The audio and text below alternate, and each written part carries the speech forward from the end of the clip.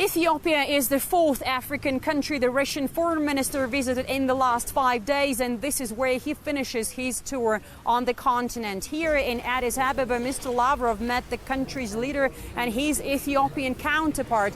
And just like everywhere during his African tour, Mr. Lavrov here was greeted and accepted as a highly respected guest. There was a special coffee ceremony, as we were explained, with fresh green grass on the floor, symbolizing prosperous, dynamic, vibrant relations between the two sides, lots of traditional incense, and also the guests symbolically shared traditional Ethiopian bread. There was also another ceremony here on the territory of the Russian embassy here in Addis Ababa. Mr. Lavrov and his Ethiopian counterpart planted 2 endemic trees. Here is one of them, to support the Ethiopian government's Green Legacy initiative. And here in the Russian embassy is where Mr. Lavrov addressed the ambassadors of the African Union. It is a very influential continental body uniting 55 countries. Moscow has always been saying that it will do its best to strengthen Africa's position in modern multipolar world, and this is what Lavrov's visit here on the continent stands for. And this modern world is something Mr. Lavrov talked a lot about in his speech in front of the ambassadors. The world in which, despite its obvious multipolarity, the West is still trying to impose its position and punish all those who disagree.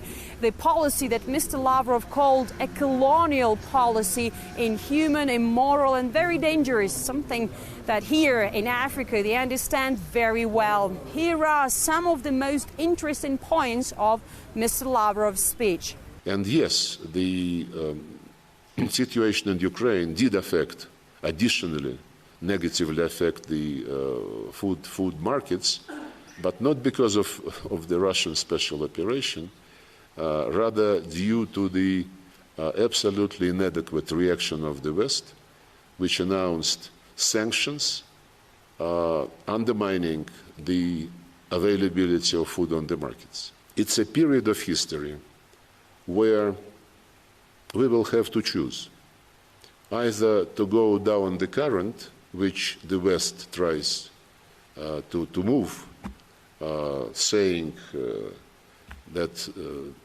the world must be run not by international law, but by the rules. And if you analyze the behavior of our Western colleagues in the international arena, you would understand that these rules differ from case to case. There is no single criteria. There is no single principle, except one.